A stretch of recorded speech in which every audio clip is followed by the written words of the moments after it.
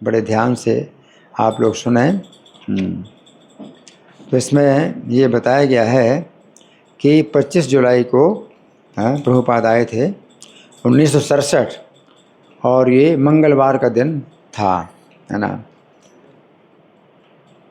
तो हुआ क्या था कि प्रभुपाद जो है शनिवार को चले थे, मंगलवार को यहाँ आए ना, तो शनिवार को चले थे सैन फ्रांसिस्को से, और रात भर की उड़ान रही।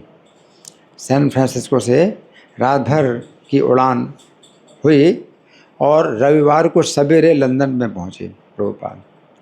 फिर लंदन में अगले दिन सोमवार को यानी 24 जुलाई को जो है प्रभुपाद अपने कमरे में रहे, और फिर उड़ान से वहाँ मास्को पहुँचे। तो लंदन से उड़ान हुई मास्को की, और फिर मास्को से फिर जो है जब प्रभुपाद चले तो 8 घंटे की उड़ान थी, और आधी रात में 24 जुलाई, अब 24 जुलाई का है आधी रात में, तो 24 जुलाई 25 जुलाई के बीच में आधी रात में जो है प्रभुपाद पहुँचे, है ना। तो वो जो है फिर रात के 2 बज गए। तो रात के 2 बज गए तो फिर 25 जुलाई, अगर 12 बजे से अगर तारीख बदलती है रात में 12 बजे, तो 2 बजे जो है प्रभुपाद पहुँचे यहाँ पर अपना एयरपोर्ट में, पालम एयरपोर्ट में पहुँचे, है ना। तो वो अब इससे जो है फिर अब हम जो है सुनेंगे कि अब क्या घटना हुई। तो समाचार, ये जो वर्णन है ये सतस्वरूप दास गोस्वामी वर्णन कर रहे हैं कि दिल्ली की गर्मी ने इन दोनों का स्वागत किया। प्रभुपाद के साथ में कीर्तनानंद, उस समय कीर्तनानंद स्वामी नहीं थे। कीर्तनानंद जो है अपने वैसे ही जो पश्चिमी वेशभूषा है उसी में आए, धोती कुर्ता भी नहीं पहनते, पश्चिमी वेशभूषा में आए थे कीर्तनानंद। और प्रभुपाद के साथ जो है उनके बड़े ही आज्ञाकारी और बहुत ही सेवानिष्ठ सेवक थे कीर्तनानंद। 2 ही लोग जो है आए। तो दिल्ली की गर्मी ने उनका स्वागत किया, और प्रभुपाद को वो गर्मी अच्छी लगी, क्योंकि ठंड में प्रभुपाद की तबीयत खराब हो रही थी, इसलिए प्रभुपाद जो है भारत में आए। तो ये गर्मी अच्छी लगी, और इसीलिए भारत में आए थे प्रभुपाद, इसीलिए भारत में आए थे कि ठंड से कुछ राहत मिले। वहाँ पर बहुत ठंड होती है ना। हवाई अड्डे के अंदर छत से लगे पंखों के चलने से उमस से भरी हवा मिल रही थी। हवाई अड्डा इस समय जैसा है वैसा नहीं था हवाई अड्डा, और एक ही एयरपोर्ट था, पालम एयरपोर्ट बोलते थे। अभी तो कितने एयरपोर्ट हैं वहाँ पर, हैं। तो हवाई अड्डा, और उसमें भी जो है एसी नहीं था। अभी तो एसी है ना, तो बहुत मतलब आराम मिलता है, बड़ी राहत मिलती है एसी के कारण। एसी था नहीं, तो पंखे की हवा चल रही थी, तो उमस भरी जो है वो उस हवा की, पंखे की हवा से भी गर्मी लग रही थी, उमस की गर्मी। उमस का मतलब क्या है कि जब जो है पानी बरसने से नमी बहुत हो जाती है वातावरण में, तो पसीना सूखता नहीं, और जब पसीना सूखता नहीं है तो वो जो है उमस होती है, मतलब गर्मी लगती है। वास्तव में जब पंखा चलता है, हवा चलती है, तो हमारे शरीर का पसीना सूखता है, और जब पसीना सूखता है तो वो जो वाष्प बनती है, पसीने से वाष्प बनती है, तो 1 ग्राम पसीने से 536 कैलोरी जो गर्मी है वो निकल जाती है। गुप्त ऊष्मा उसको बोलते हैं, कि पानी से वाष्प के रूप में बदलने में 536 कैलोरी की जो गर्मी है वो लेता है। तो हमारे शरीर की इतनी गर्मी 1 ग्राम पसीना अगर वाष्प पे बन जाए तो 536 कैलोरी हमारे शरीर की गर्मी निकल जाएगी, है ना। तो जाड़ों में जो है इसलिए बहुत ठंडी लगती है, क्योंकि पसीना अगर सूखेगा तो आपकी जो है शरीर की गर्मी निकलेगी। लेकिन उमस है, इतनी ज़्यादा उमस है, तो उसमें क्या है कि पसीना सूखता नहीं। पसीना सूखता नहीं तो फिर जो है वो गर्मी निकलती नहीं शरीर की, तो वो जो है उमस भरी इसमें कहते हैं उमस भरी हवा मिल रही थी, जबकि प्रभुपाद और कीर्तनानंद मंद गति से आगे बढ़ने वाली यात्रियों की पंक्ति में खड़े थे। और यात्रियों की पंक्ति में खड़े, अभी आजकल तो कंप्यूटर में सब जो है मतलब सब सेटिंग हो जाती है और कहीं भी रोका नहीं जाता है। यात्री लोग जो है निकलते हैं और निकलते जाते हैं। जैसे ही एयरपोर्ट में जो है वो प्लेन जैसे ही लैंडिंग करता है तो आप उतर जाओ, उतरने पे कोई पूछताछ होती नहीं, सब कुछ जो है पहले से ही सब सेट होता है। एक उस समय ये था कि अब निकलते हुए भी जो है आपको सब कुछ दिखाना है अपना, जो है अपने जो पेपर वगैरह सब वो चेक करेंगे, है ना। तो उस समय क्या था, यूनिफॉर्म वाले क्लर्क उनके पासपोर्ट और कस्टम फार्मों की जांच कर रहे थे। क्लर्क लोग, ये कंप्यूटर है नहीं तो जो है वो यूनिफॉर्म पहने हुए क्लर्क लोग जो है उनके पास ना तो पश्चिमी ढंग के कंप्यूटर थे, ना वो कार्य दक्षता थी। आव्रजन और तटकर क्षेत्रों के बाहर आगंतुक यात्रियों की प्रतीक्षा में खड़े लोग हाथ हिलाकर उनका स्वागत कर रहे थे। तो हर जगह मतलब क्योंकि भारत में कोई आया है ना, तो कोई भारत लौट करके आया विदेशों से, तो उसके स्वागत के लिए बहुत लोग जो है हाथ हिलाते हैं और जो है प्रतीक्षा करते हैं, है ना। लेकिन यहाँ पर प्रभुपाद के लिए कोई नहीं था, प्रभुपाद के लिए कोई नहीं था, है ना। प्रभुपाद का कोई नहीं भारत में, है ना। तो क्या हुआ, बाकी सब यात्रियों का स्वागत हो रहा है, अभिवादन हो रहा है, मित्रों और परिवार के सदस्यों के साथ सब लोग आ रहे हैं। अपना सामान ले लेने और तटकर अधिकारियों से निपटने के बाद प्रभुपाद और कीर्तनानंद हवाई अड्डे के बाहर फुटपाथ पर खड़े हो गए। अब फुटपाथ पर खड़े हो गए, यद्यपि प्रभुपाद ने अपना स्वेटर उतार दिया था। अब वो स्वेटर जो है जो ठंडी का था, जैसे भारत में आए तो एकदम गर्मी लगी, तो प्रभुपाद ने स्वेटर उतार दिया था। परंतु कीर्तनानंद अपने काले ऊनी सूट में पसीने से तर खड़ा था। कीर्तनानंद का पूरा सूट था ना, तो उतार नहीं सकता तो काला ऊनी सूट है, उसमें पसीना पसीना आ रहा है अब ये जो है उसके लिए बड़ी तपस्या है कीर्तनानंद की, है ना। तो पसीने से तर खड़ा था। रात के 2 बजे थे। सभी और यात्री अपने प्रियजनों से मिल रहे थे, जो उन्हें आलिंगन दे रहे थे।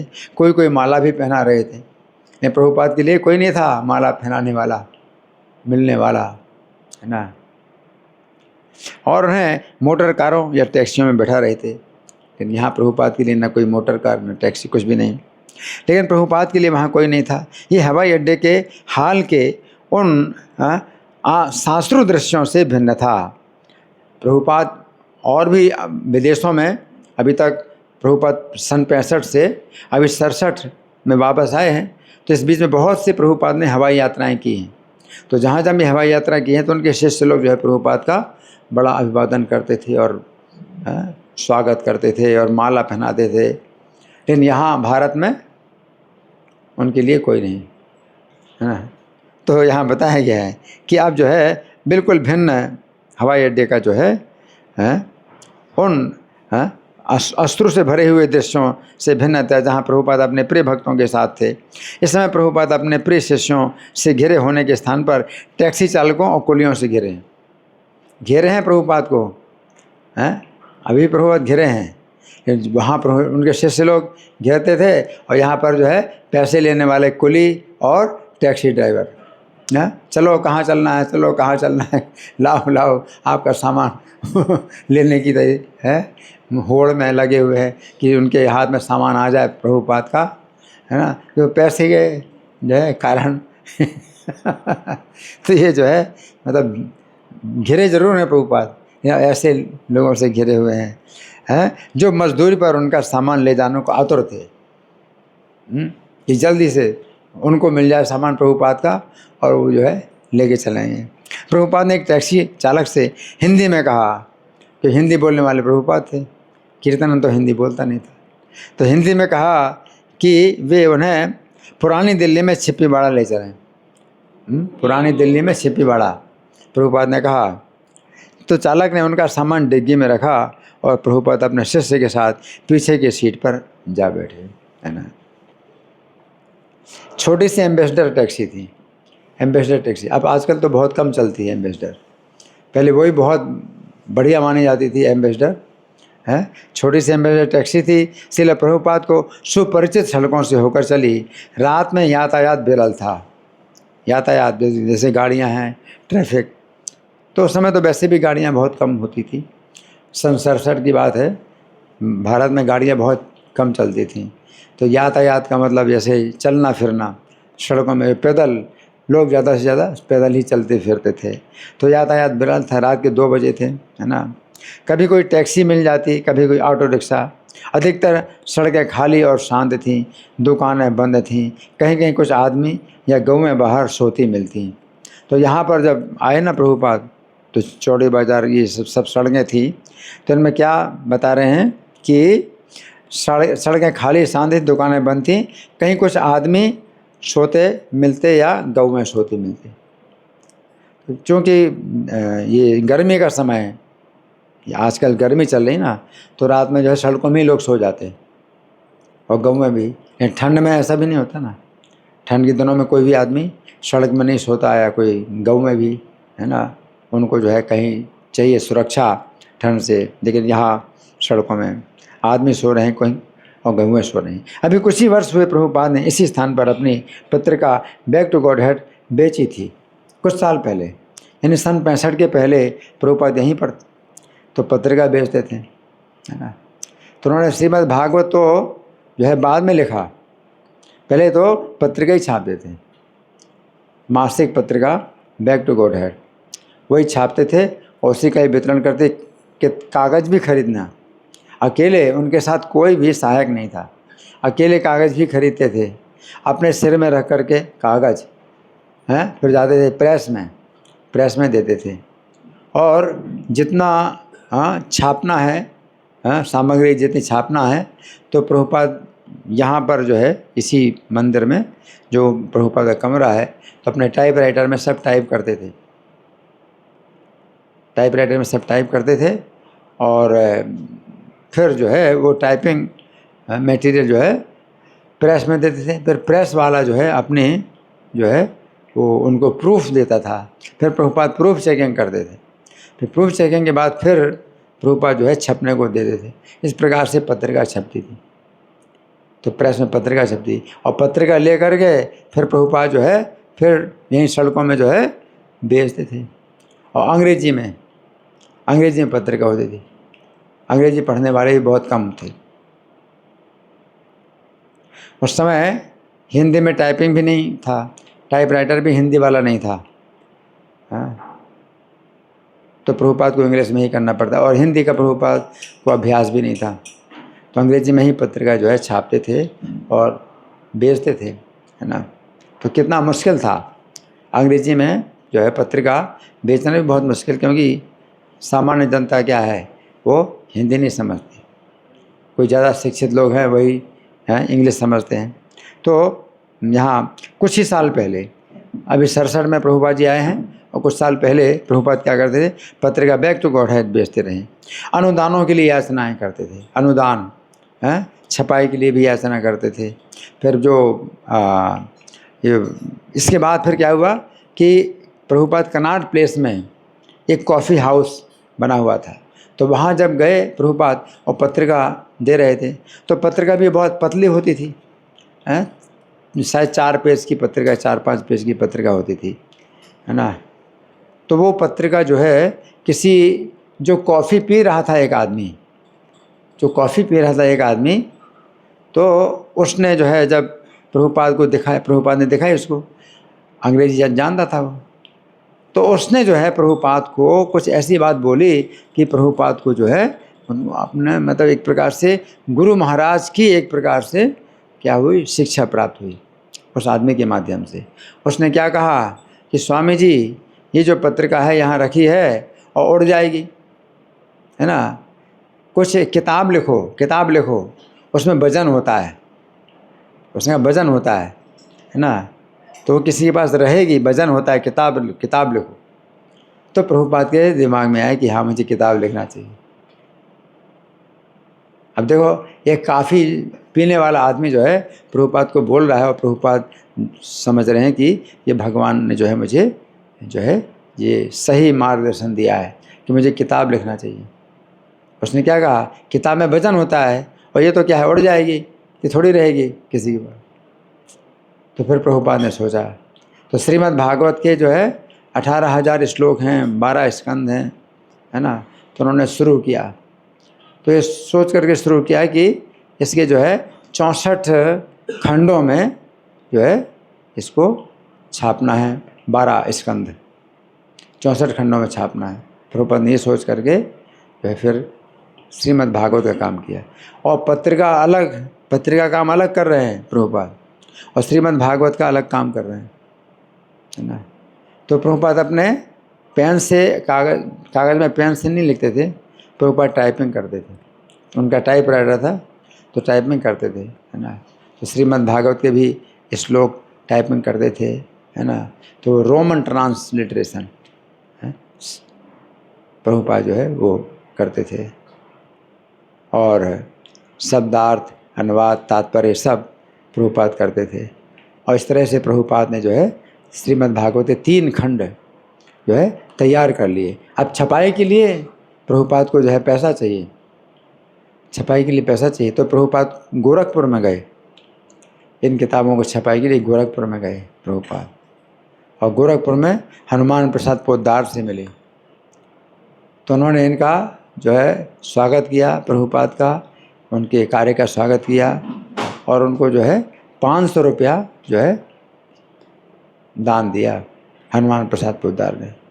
और फिर यहाँ पर भी जो है वो थे कोई धनी व्यक्ति थे, हाँ, कौन से थे वो धनी व्यक्ति जिन्होंने प्रभुपाद की सहायता की थी, वो है,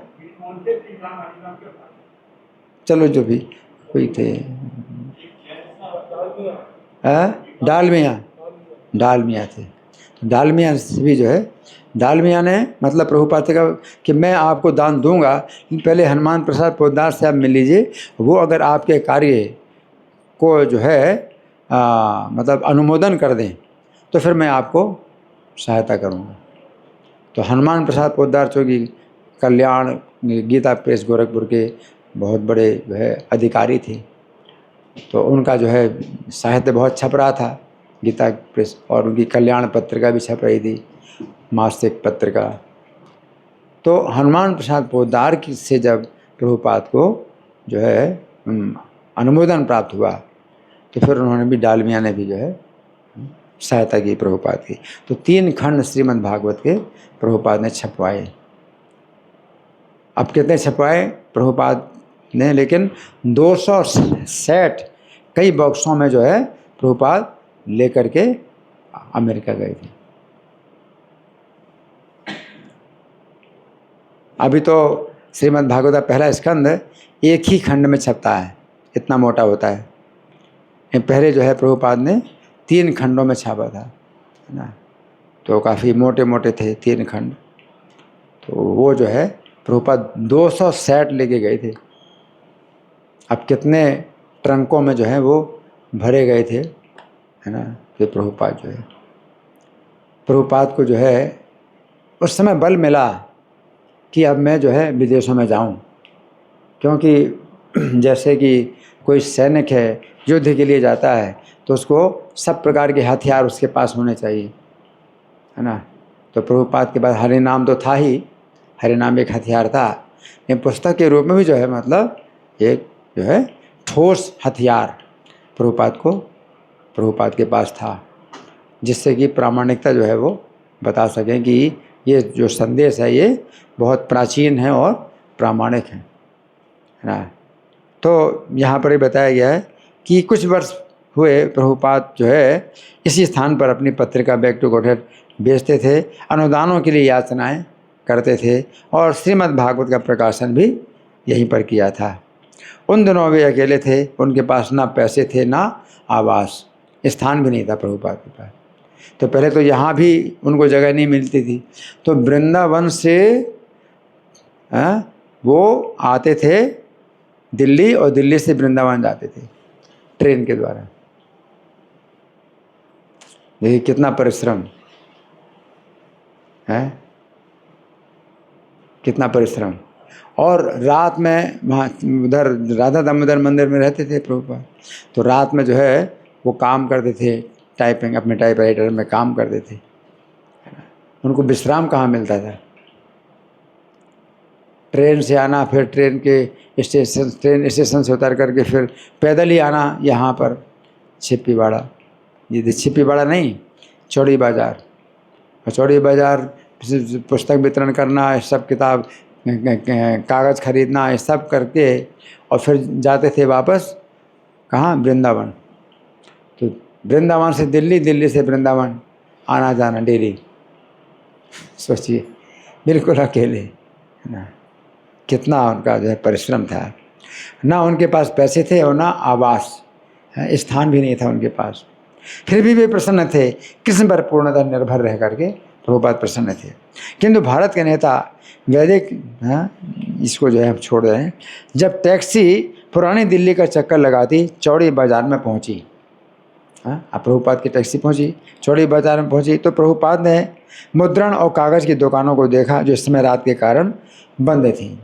मुद्रण का मतलब छपाई, छपाई खाने और कागज़ की दुकानों। तो चौड़ी बाज़ार सब क्या है, पेपर की दुकानें हैं, कागज़ की दुकानें हैं। रात के कारण बंद थी। हाथ से खींचे जाने वाले ठेलों का सामान्य भारी यातायात भी इस समय नहीं था। ठेले, अभी भी ठेले खींचे जाते हैं हाथ से, है ना। यद्यपि कुछ मजदूर अब भी अपने ठेलों पर सोए थे। सवेरे ही किसी बाहरी कुएं पर स्नान करेंगे और फिर ठेला खींचने के काम में लग जाएंगे। नल नहीं था उसमें,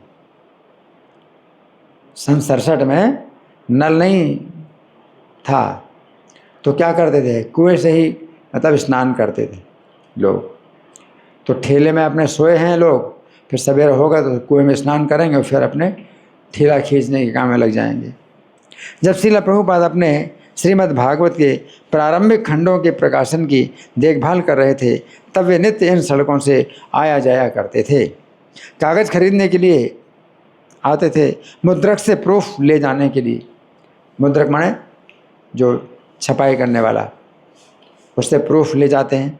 फिर संशोधन के बाद प्रूफ मुद्रक को लौटा, फिर प्रूफ रीडिंग करते, फिर प्रूफ उसको देते न मुद्रक। उसको हिंदी में क्या बोलेंगे, मुद्रक। और दूसरा शब्द है जो छपाई करता है, उसको क्या बोलेंगे, हैं? प्रिंटिंग प्रेस तो छपाई खाना हो गया। जो छपाई करने वाला, चलो मुद्रक बोलते हैं, हैं? नहीं, वो छपाई करने वाला, चलो छपाई, जो छापने वाले व्यक्ति के पास वो प्रूफ देते थे। तो इन कारणों से प्रभुपाद इन सड़कों में बहुत चलते थे। उनके प्रथम खंड को बड़ी सफलता मिली थी, बहुत सफलता मिली, क्योंकि उससे फिर जो है प्रभुपाद ने ये जो 3 खंड लिखे, उनमें जो है बड़े बड़े लोगों से उन्होंने जो है प्रशंसा प्राप्त की प्रभुपाद ने, है ना। चौड़ी बाज़ार में अगल बगल में कई सड़कें थीं, कई सड़कें हैं, गलियां हैं चौड़ी बाज़ार में, जिनमें से एक से वो तंग गली निकलती थी जो छिप्पीवाड़ा पहुंचती थी। उसके मुहाने पर लोहे के खंभे गाड़ दिए गए थे, अभी भी लोहे के खंभे, है ना, है ना। तो आप गाड़ी नहीं जा सकती वहाँ। एक तंग गली थी, यहाँ बताया ना कि चौड़ी बाज़ार में एक तंग गली थी जो छिप्पीवाड़ा पहुँचती थी। उसके मुहाने पर लोहे के खंभे गाड़ दिए गए थे, जिस कारण से उसमें ऑटो, गाड़ियाँ और रिक्शा नहीं जा सकते थे। टैक्सी के चालक ने खुली सड़क पर टैक्सी रोक दी और किराए के लिए मुड़ा।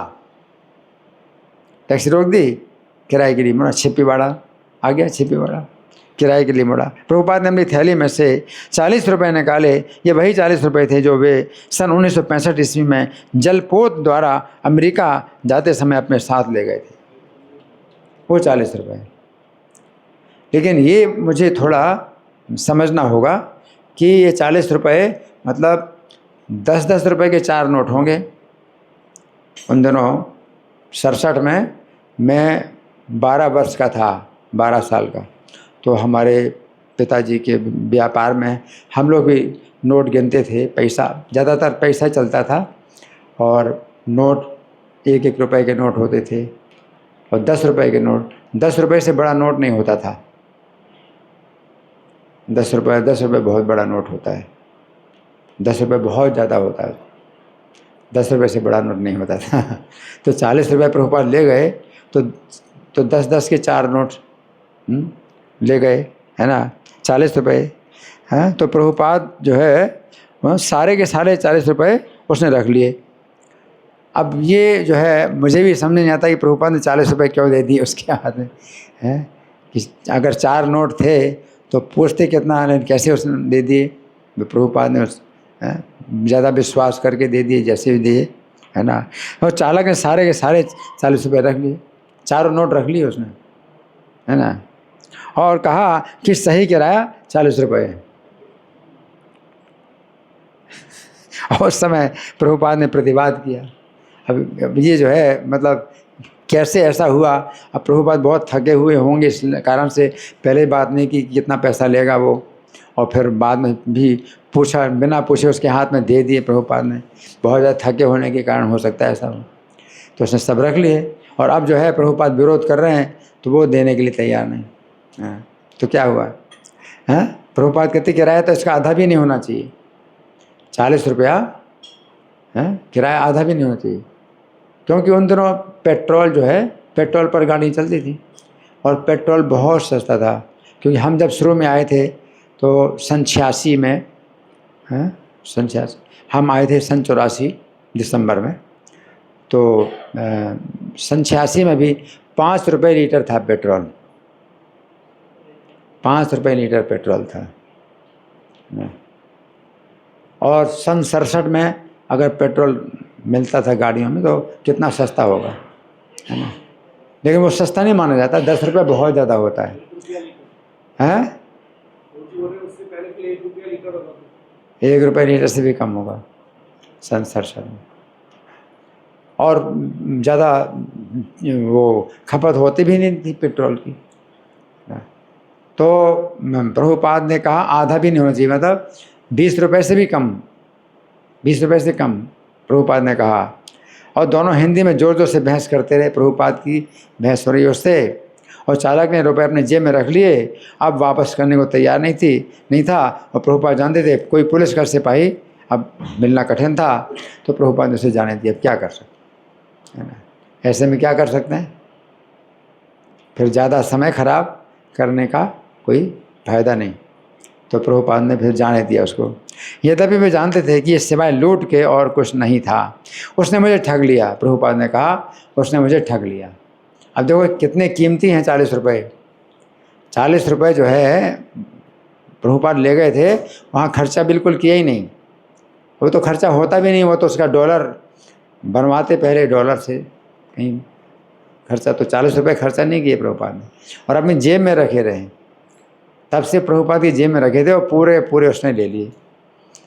कितनी जो है मतलब प्रभुपाद ने हिफाजत की, 40 रुपये भी जो है कितनी हिफाजत की।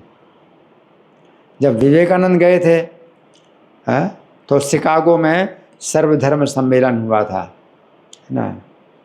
तो हाँ, तो उस समय विवेकानंद के पास बहुत पैसा था, और उनको प्लेन से उनको जो है सुविधा मिली थी जाने की, कि प्लेन से भारत से जाएंगे शिकागो। बहुत पैसा था, लेकिन चूँकि मायावादी हैं तो सब कुछ माया समझते हैं, तो वो पैसे उन्होंने फिर सुरक्षित रखे ही नहीं, और जो कुली हैं जितना मांगा उतना दे दिया, और सब खाली, उनकी जेब खाली होगी पूरी विवेकानंद की। और फिर जब शिकागो पहुंच गए तो फिर जो है वो एड्रेस भी गुम हो गया, जहाँ जाना था वो एड्रेस भी गुम हो गया, है ना। तो बहुत परेशान हुए। क्यों, मायावादी हैं, सब माया समझते हैं कि सब माया है। अब जो है व्यवहार में क्या होता है, बहुत परेशानी होगी, पैसा नहीं है तो, और जो है वो एड्रेस भी गुम हो गया, है ना। जबकि प्रभुपाद जो है कितनी हिफाजत, क्योंकि कृष्ण की सेवा में जो है पैसा भी कृष्ण की सेवा में लगना है, और कोई भी चीज़, हर चीज़ कृष्ण की सेवा में लगना है, तो कितनी सुरक्षा प्रभुपाद करते हैं। और जो मायावादी हैं तो उनको बहुत मतलब परेशानी हुई, 3 दिन तक बहुत परेशान हुए। हाँ, कि कहाँ कहीं ठहरने की जगह नहीं, कहीं बैठने की जगह नहीं, है ना। तो बहुत परेशान हुए, है ना। तो अंतर है वैष्णव में और मायावादी में, ये अंतर है ना। तो प्रभुपाद को जो है वो 40 रुपये भी जो है बड़ा उसको कष्ट हुआ प्रभुपाद को, है कि ये जो है उसमें चले गए, माया की सेवा में चले गए, है ना। एक बार प्रभुपाद की जैकेट में 20 रुपये का नोट था और उसको जो है जब धोने के लिए दिया, भक्तों ने दिया धोने के लिए, तो प्रभुपाद बार बार पूछते कि 20 का नोट निकाल लिया ना जेब से। प्रभुपाद पूछते बार बार, मेरी जैकेट में जो है 20 का नोट था, मैं निकाल लिया कि नहीं निकाल लिया, बार बार पूछते हैं। तो शिष्यों ने पूछा, प्रभुपाद आप तो हजारों लाखों रुपया खर्चा करते हैं मंदिरों के निर्माण में, तो 20 रुपये में इतनी चिंता क्यों कर रहे हैं। तो प्रभुपाद कहते कृष्ण के लिए हजारों लाखों हम खर्चा करते हैं, ये माया की सेवा में एक पैसा भी नहीं हम खर्चा करना चाहिए, माया की सेवा में एक पैसा भी बर्बाद नहीं करना चाहिए। प्रभुपाद इतने, कभी रिक्शा में भी जो है मतलब जाना था प्रभुपाद को अपने शिष्यों के साथ में, तो रिक्शे वाले ने कहा कि 50 पैसे लूँगा। तो प्रभुपाद बोले नहीं, हम लोग पैदल ही जाएंगे। तो जब उसने रिक्शे वाले ने देखा कि प्रभुपाद पैदल जा रहे हैं, तो फिर प्रभुपाद की तैयार हो गया, आ जाइए स्वामी जी। तो जितना प्रभुपाद ने बोला उतने में फिर तैयार हो गया रिक्शा वाला। तो 50 पैसे से भी जो है प्रभुपाद क्या है पैसा बचा रहे हैं, 50 पैसे से भी कम रिक्शे वालों को दिया। कि रिक्शे वाले, टैक्सी वाले, ये सब क्या करते हैं, पैसा बर्बाद करते हैं। क्या करते हैं, शराब वराब पिएंगे, कुछ भी खाएंगे पिएंगे, क्या इंद्रिय तृप्ति। हाँ, तो ऐसे प्रभुपाद जो है किसी भी चीज़ में जो है पैसा नहीं बर्बाद करना चाहते हैं जो कि कृष्ण की सेवा में नहीं लगेगा, है ना। और कृष्ण की सेवा में हजारों लाखों रुपए भी खर्चा करने तैयार हैं। तो यहाँ पर प्रभुपाद जो है कह रहे हैं उसने मुझे ठग लिया, प्रभुपाद ने कहा। हाँ, तो ये अंग्रेजी में बोला प्रभुपाद ने, उसने मुझे ठग लिया। क्योंकि बोले किससे, प्रभुपाद किससे बोले, उसने मुझे ठग लिया। कीर्तनानंद, उनका नाम था कीथ। तो दीक्षा दी थी प्रभुपाद ने तो कीर्तनानंद नाम दिया था, तो उनका नाम कीथ था। तो प्रभुपाद ने कहा उसने मुझे ठग दिया। फिर सामान उठाकर वे और कीर्तनानंद मकानों को पार करते छिप्पीवाड़ा राधा कृष्ण मंदिर के दरवाजे पर पहुँचे। ये दरवाज़ा, इस दरवाजे पहुँचे, दरवाजे में ताला लगा था। अब ताला लगा अंग्रेजी में होगा तो वो लॉक, मतलब उस तरह से बोलते, सिटकनी लगी थी, अंदर से सिटकनी लगी थी दरवाजे में। तो यहाँ हिंदी अनुवाद वो है वो ऐसा कर दिया कि ताला लगा था दरवाजे में, ताला। तो फिर वो इसका मतलब बाहर से ताला लगा था, लेकिन नहीं, वो अंदर से सिटकनी लगी थी। तो उसको अनुवाद अंग्रेजी से अनुवाद किया ना। उसे जोर से खटखटाते हुए प्रभुपाद ने श्री कृष्ण पंडित को पुकारा। तो प्रभुपाद ने श्री कृष्ण पंडित को पुकारा, है ना। तो प्रभुपाद, श्री कृष्ण पंडित इसी मंदिर में रहते थे। अंत में एक आदमी द्वार पर आया तो जोर जोर से पुकारना पड़ा, क्योंकि घंटी भी नहीं थी, बैल भी नहीं थी। जैसे बिजली की घंटी होती है ना, तो दबाएं, बिजली की घंटी नहीं थी, तो जोर से चिल्लाना पड़ता ना। तो फिर अंत में एक आदमी आया, उसने प्रभुपाद को पहचाना, वो उन्हें अंदर ले गया। उन्हें सीढ़ियों से ऊपर ले जाकर प्रभुपाद के कमरे का ताला खोल दिया। ताला यहाँ था, यहाँ ताला नहीं था, यहाँ तो अंदर से सिटकनी लगी थी। वो ताला, वो हिंदी में अनुवाद इस तरह का हो गया। यहाँ कमरे का ताला लगा था, और भी कई कमरे थे और दूसरे साधु लोग रहते थे, लेकिन ये प्रभुपाद का कमरा था, इसमें ताला लगा था, इसमें कोई नहीं आ सकता प्रभुपाद के सिवा। तो ताला लगा था, ताला खोल दिया और प्रभुपाद ने बत्ती जला दी, है ना। कमरा खाली था और धूल से भरा था। अब बत्ती जलाई तो बत्ती जो है वो लालटेन ही जलाई, उस समय वो बिजली नहीं थी ना, बिजली नहीं थी। तो बत्ती जलाई, वो दिया की बत्ती होती है, बत्ती, उसको ही बत्ती बोलते हैं। लालटेन जो है या डिब्बी बोलते थे। तो हमारे बचपन में भी हम लोग, जब लाइट नहीं होती थी हमारे घर में, लाइट हमारे घर में जो लगी तो 71 में, जब हम 11 में थे, 11 कक्षा में, तो मतलब 16 साल के, और 16 साल 54 और 16 कितना हुआ 70। सन 70 में हमारे घर में बिजली का कनेक्शन लगा था, सन 70 में। हाँ, तो सन 67 में जो है मतलब बहुत कम मतलब था कि बिजली लगी। तो यहाँ पर भी जो है बिजली नहीं लगी होगी, क्योंकि ये तो और अंदर की तरफ पड़ता है ना। तो बत्ती जलाई, अच्छा हाँ, इसमें है तो छत से लटकता बल्ब, तो बल्ब इसका मतलब ये लाइट थी यहाँ। तो यहाँ पर बताया गया है कि कमरा खाली था और धूल से भरा था, कोई सफाई करने वाला नहीं था। श्री कृष्ण पंडित केवल रक्षा कर रहे थे इस कमरे की, ताला लगाया हुआ था, लेकिन तब से जो है सफाई हुई नहीं थी। कब से सफाई नहीं हुई थी? 2 साल से सफाई नहीं हुई थी, है ना। छत से लटकते बल्ब से मात्र प्रकाश और छायाएं पैदा हो रही थी। बल्ब ही बहुत गंदा हो गया ना धूल से, है ना। फर्श पर 3 फुट ऊंचा उभार गुंबद था, वो अभी बना हुआ है गुंबद, है ना, राधा कृष्ण के ऊपर, राधा वल्लभ के ऊपर, हाँ, गुंबद था, जिससे ये पता लगता था कि उसके ठीक नीचे राधा और कृष्ण के श्री विग्रह है और उनकी वेदिका थी। गुंबद के कारण अचानक कोई श्री विग्रहों के ऊपर चलने का अपराध नहीं कर सकता था। तो बहुत ज़रूरी है ना, ये गुंबद जो लगा हुआ है बहुत ज़रूरी है कि छत में जो है प्रभुपाद का कमरा था उस उधर, लेकिन वहाँ गुंबद लगा है तो इनके ऊपर जो है कोई पैर ना रखे। गुंबद इसलिए होता है ना। अलमारी में श्रीमद् भागवत के छपे हुए पन्ने लगे रखे थे, बहुत से श्रीमद् भागवत के, उनके आवरण थे, आवरण पृष्ठ, काफ़ी आवरण पृष्ठ यहाँ पर थे प्रभुपाद के, है ना।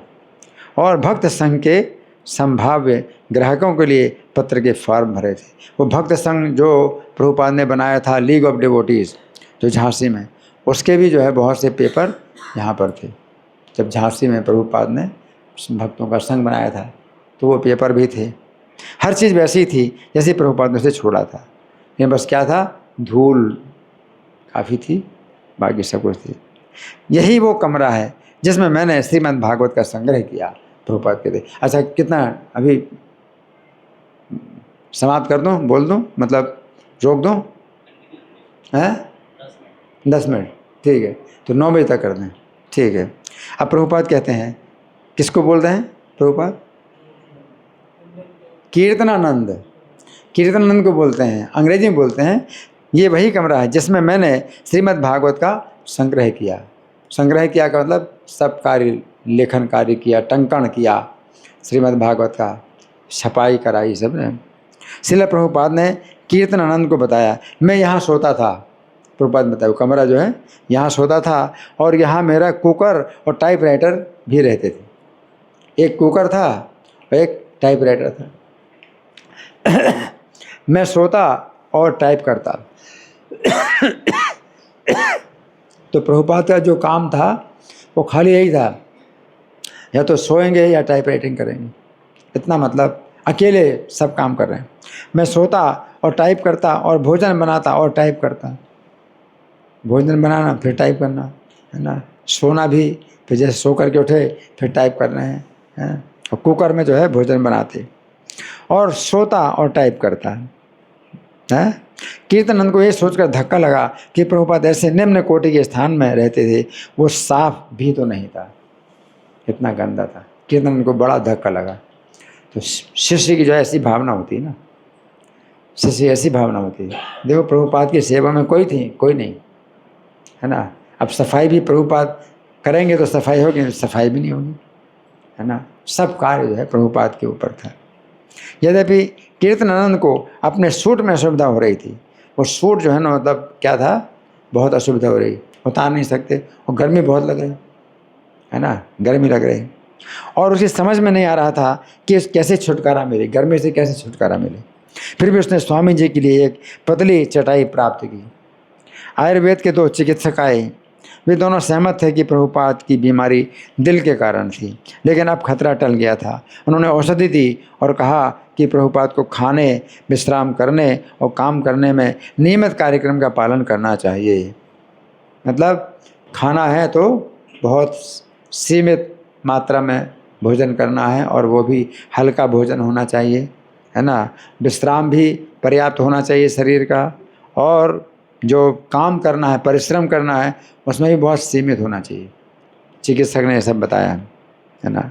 श्री कृष्ण पंडित आए और वार्तालाप के लिए उनके निकट बैठ गए। प्रभुपाद ने उन्हें अमेरिका में अपनी सफलता और सैन फ्रांसिस्को और न्यूयॉर्क के अपने युवा भक्तों के बारे में बताया। अपना रिकॉर्ड बजाकर उन्होंने श्री कृष्ण पंडित को सुनाया और इससे मंदिर के अन्य कमरों में रहने वालों की जिज्ञासु भीड़ वहाँ इकट्ठी हो गई। रात में ही बहुत जिज्ञासु, जितने कमरे के साधु लोग रहते थे वो सब यहाँ पर इकट्ठे हो गए। प्रभुपाद ने रिकॉर्ड सुनाया। तो रिकॉर्ड वो ग्रामोफोन होता था ना उस समय, ग्रामोफोन में रिकॉर्ड, तो प्रभुपाद ने रिकॉर्ड सुनाया। तो उसमें वही प्रभुपाद का कीर्तन आता है और कीर्तन बड़ा जो है प्रसिद्ध हुआ, कीर्तन बहुत प्रसिद्ध हुआ प्रभुपाद का। तो जिज्ञासु भीड़ इकट्ठी हो गई कि प्रभुपाद ने जो है मतलब क्या सफलता प्राप्त की, है ना। तो इस तरह से हमने कुछ चर्चा की आपसे। तो अब थोड़ा समय हम चाहते हैं कि आप लोगों के साथ में कुछ चर्चा करें, विचार करें, प्रश्न उत्तर मंथन, या मैं प्रश्न करूं? मैं प्रश्न करूं? ठीक है, तो मैं प्रश्न कर रहा हूं, है ना।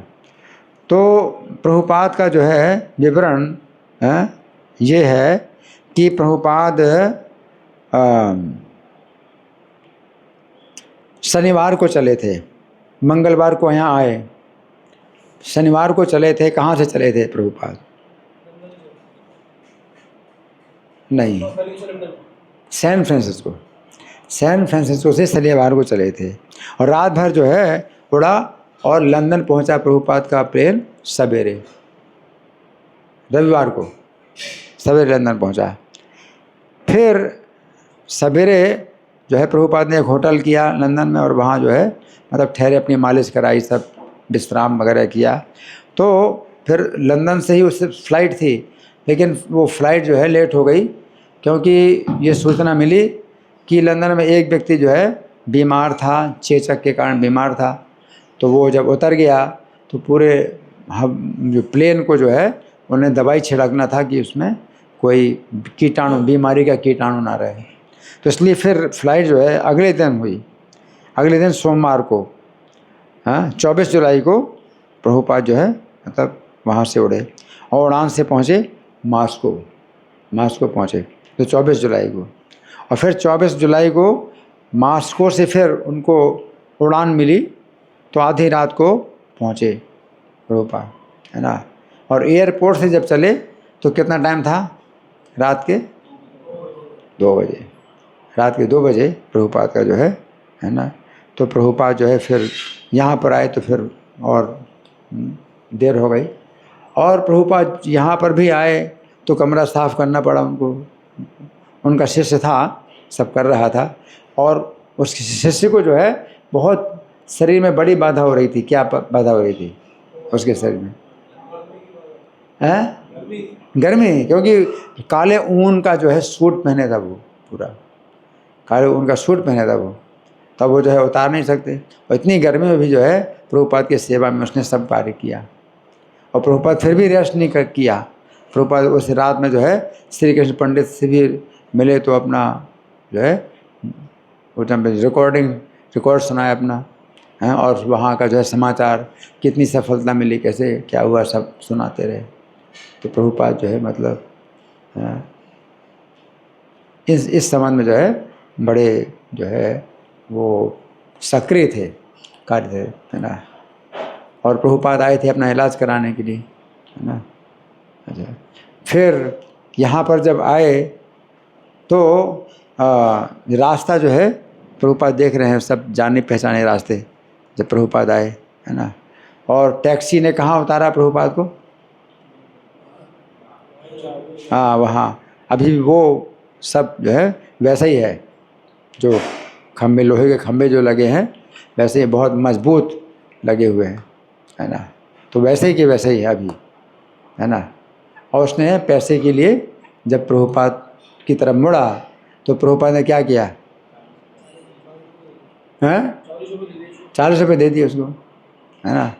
उसके ऊपर कुछ विश्वास किया जो भी हो और उसने 40 रुपये रख लिए, 40 रुपये रख लिए, है ना।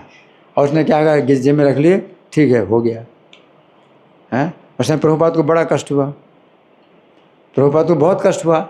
40 रुपये, 40 रुपये कम नहीं होते थे, है ना। 10 के नोट से ज़्यादा बड़ा नोट नहीं होता था, हाँ, 40 रुपये, है ना। तो और ये 40 रुपये कब से प्रभुपाद के पास थे? हाँ, सन 65 में जब गए थे तो उनकी जेब में जो रखे थे वही 40 रुपये थे। तो प्रभुपाद ने यही कहा कि 40 रुपये से ही जो है मैंने इतना बड़ा 40 करोड़ का जो है ये मतलब कार्य मतलब कर दिया 10 साल में। 40 रुपये से जो है 40 करोड़ की संपत्ति मैंने प्राप्त कर ली, है ना। तो कृष्ण भावना मृत जो है आंदोलन है, तो ये चूँकि शुद्ध भावना से प्रभुपाद ने किया था, तो इतना बड़ा जो है सफल व्यापार और कोई नहीं हो सकता कि 40 रुपये से 10 साल में 40 करोड़ हो जाए। और 40 रुपये वो प्रभुपाद के पास ही रहे। प्रभुपाद के 40 रुपये से मैंने शुरू किया था। 40 रुपये लेके गए थे, भाई कुछ अपने पास होना चाहिए ना पैसा, है ना। तो वो पानी के जहाज़ से जब प्रभुपाद गए थे तो जो श्रीमती मुरार जी जो थी वो माता जी, तो उनके जो कार्यकर्ता थे मिस्टर चौकसी थे, तो वो जो है प्रभुपाद को सब देते थे खाने पीने का, सब शुद्ध तरीके से प्रभुपाद को खाने पीने का काफ़ी उन्होंने सब इंतजाम किया था। तो प्रभुपाद के जेब में जो 40 रुपये थे वो खर्चा ही नहीं हुए। और उसके बाद फिर जब प्रभुपाद गए तो बोस्टन में ठहरे, तो जो अग्रवाल थे, क्या नाम था उनका अग्रवाल का? शैली तो उनकी पत्नी का नाम था, गोपाल अग्रवाल। गोपाल अग्रवाल के घर में ठहरे प्रभुपाद, है ना। तो उसमें भी उन्होंने अपना पैसा खर्चा नहीं किया, है। जो भी गोपाल अग्रवाल के घर से जो है उनको जो, हालांकि वो लोग जो है अंडा मांस वगैरह खाते थे, उन्हीं घर में प्रभुपाद को जो है रहना पड़ा और अपनी शुद्धता से जो है वो बने रहे और उनकी सब जो है देखभाल हुई। तो इस तरह से प्रभुपाद के जो है 40 रुपये सुरक्षित ही रहे। लेकिन प्रभुपाद ने ये कहा कि 40 रुपये से ही जो है ये कार्य मैंने किया। और यहाँ चौरी बाज़ार में मैं भी आया करता था अकेले प्रचार करने के लिए, मेरा कोई पार्टनर नहीं था। तो एक 119 नंबर की दुकान है, वो पेपर सिंडिकेट, तो वहाँ पर मैं आता था। तो पुराने लाइफ मेंबर थे, जिनको हमने नहीं मेंबर बनाया था, पुराने मेंबर थे वो, अशोक कुमार उनका नाम था। तो उनकी दुकान में मैं जो है मतलब बैठा करता था, तो कुछ डोनेशन लेता था, एडवर्टाइजमेंट, रथ यात्रा का एडवर्टाइजमेंट है तो कभी डोनेशन लेता था। तो मैं बैठा हुआ था, तो वो उस समय एक बार वो नहीं थे, दुकान के मालिक नहीं थे, और उनकी दुकान में एक दूसरे व्यक्ति बैठे थे जिनसे मैंने नाम तो पूछा नहीं, लेकिन उन्होंने मुझसे जो है मतलब पूछा कि परिचय कि आप इस्कॉन से हैं, तो मैंने बताया कि मैं इस्कॉन से हूँ। तो उन्होंने बोला कि मैंने प्रभुपाद को देखा था।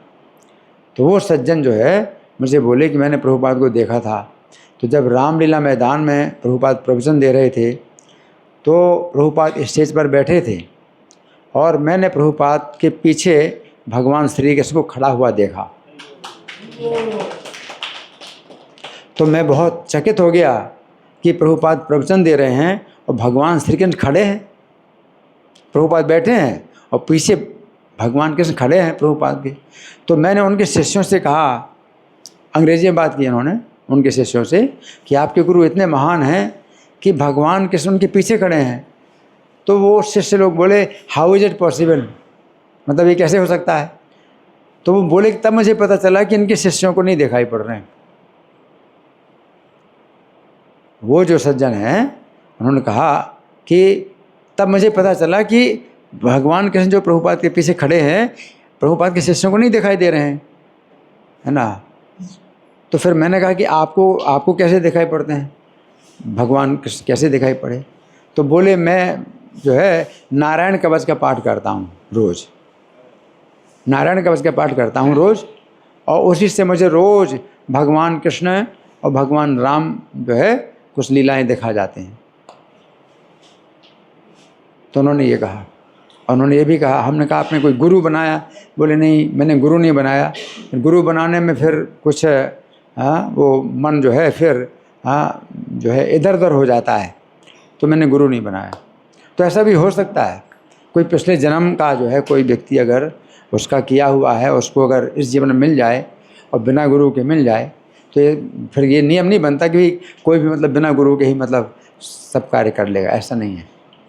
लेकिन कोई ऐसा भी हो सकता है कि पिछले जन्म की साधना से जो है कोई व्यक्ति जो है इस जीवन में वो चीज़ प्राप्त कर सकता है। तो ऐसा वो उन सज्जन का जो है मैंने नाम नहीं पूछा, लेकिन पता लगाया जा सकता है। मैंने प्रयास नहीं किया पता लगाने का, लेकिन उन्होंने जो कहा तो वो जो है कुछ गलत नहीं है। कोई व्यक्ति जो है ऐसा भी हो सकता है कि उसको भगवान के दर्शन हो और उसने इस जीवन में मतलब वैसा नहीं किया कि भाई किसी को गुरु बनाया हो ना बनाया हो, लेकिन बचपन से ही उनका किसी का जीवन ऐसा दिव्य होता है और शुद्ध जीवन हो सकता है। पिछले जन्म का जो है कुछ हो तो हो सकता है, ठीक है ना। ठीक है, धन्यवाद। शीला प्रभुपाद आगमन महामहोत्सव की जय, शीला प्रभुपाद की जय। अभी आप सब लोग बैठे रहिए, अभी ग्लोरिफिकेशन जारी रहेगा। तो प्रभु जी ने बहुत ही सुंदर तरीके से ग्लोरिफिकेशन किया प्रभुपाद जी का, और इस मौके पर आए तो प्रभु जी के लिए हम लोग एक बार जोर से इस महामंत्र लेंगे, हरे कृष्णा कृष्णा कृष्णा हरे हरे, हरे राम राम राम हरे हरे। कभी हमारे बीच में इस गोपाल कृष्ण गोस्वामी गुरु महाराज के वरिष्ठ शिष्य हैं राम अयोध्या प्रभु जी, प्रभु जी आए प्रभुपाद का